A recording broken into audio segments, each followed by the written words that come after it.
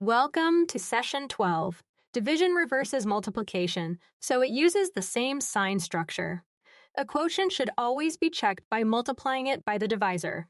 Today, you will determine a quotient sign, divide magnitudes, verify with multiplication, and distinguish 0 divided by a number from division by 0. Same signs give a positive quotient, and different signs give a negative quotient. For 42 divided by -6, the signs differ, so the quotient is negative.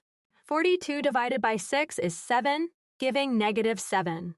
Check by multiplying -7 times -6 to recover positive 42. 0 divided by any non-zero number is 0, but division by 0 is undefined. Evaluate -72 divided by 9. Step 1. The signs differ, so predict a negative quotient. Step 2. Divide the magnitudes. 72 divided by 9 equals 8. Step 3. Attach the negative sign and verify. Therefore, -72 divided by 9 equals -8. Check. -8 times +9 returns -72. Evaluate -56 divided by -7. Step 1. The signs match, so predict a positive quotient. Step 2. Divide 56 by 7 to get 8. Step 3. Verify +8 times -7. Therefore, -56 divided by -7 equals +8. Check. The verification product is -56. A common error is reversing the two zero rules. 0 divided by -13 asks how many groups of 13 fit into 0, so the answer is 0. Use the correct method. 5 divided by 0 has no possible quotient because 0 times any number stays 0.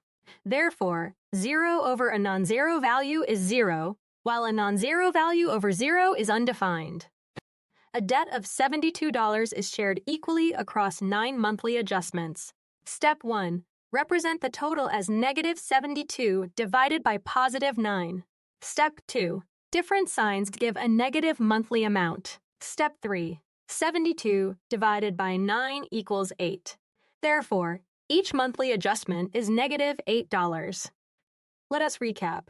Use the multiplication sign rule, divide magnitudes, and never divide by 0. For a quick check, consider -56 divided by -7.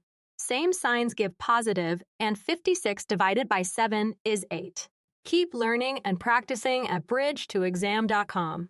Visit www.bridge2exam.com for the full lesson, practice questions, and instant feedback.